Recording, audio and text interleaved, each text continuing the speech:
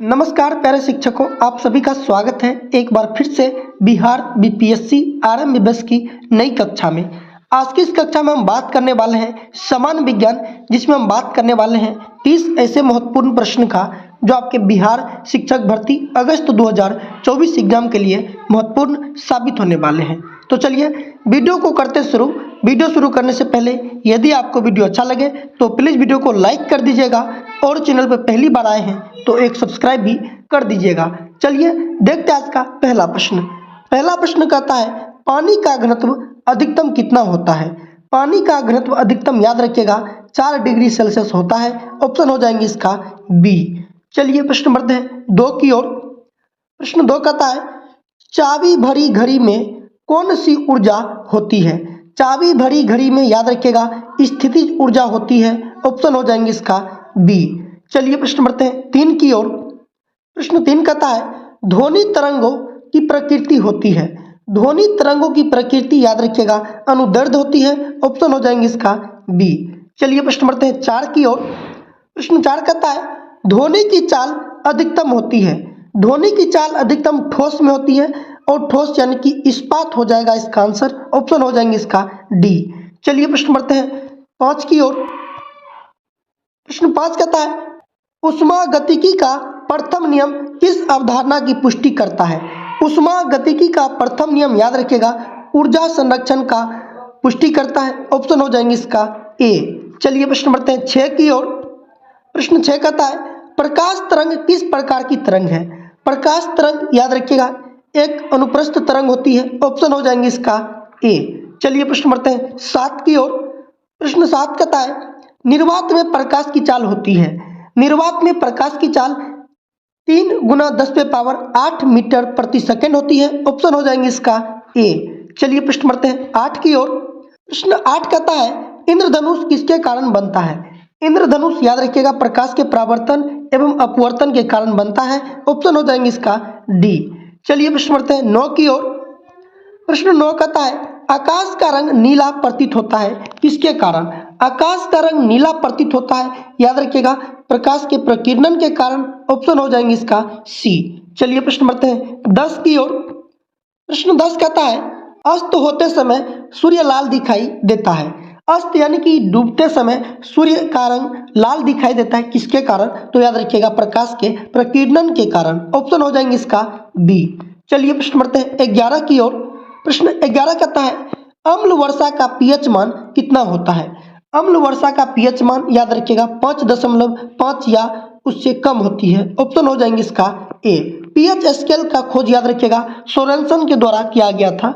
चलिए प्रश्न बढ़ते हैं 12 की ओर।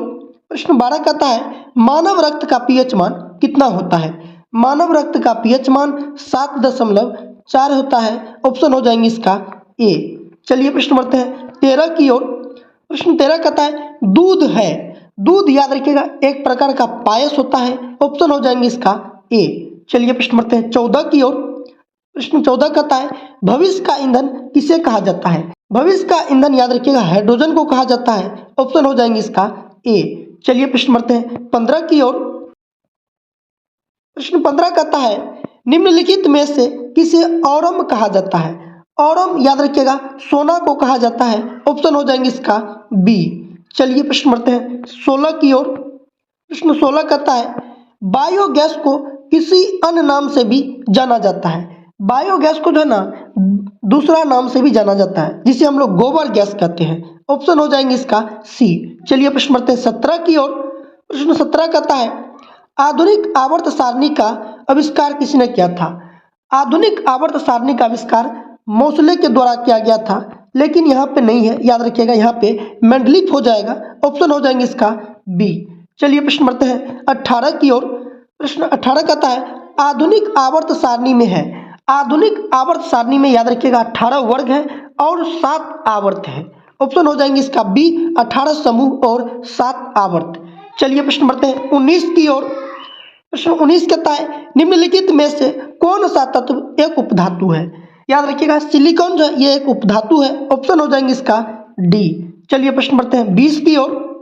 प्रश्न 20 कहता है धोवन सोडा का दूसरा नाम क्या है। धोवन सोडा का दूसरा नाम सोडियम कार्बोनेट होता है, ऑप्शन हो जाएंगे इसका सी। और धोवन सोडा का सूत्र याद रखिएगा Na2CO3 होता है, Na2CO3। चलिए प्रश्न बढ़ते हैं 21 की ओर।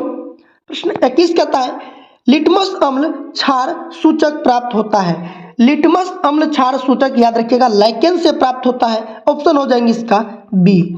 चलिए प्रश्न बढ़ते हैं 22 की ओर।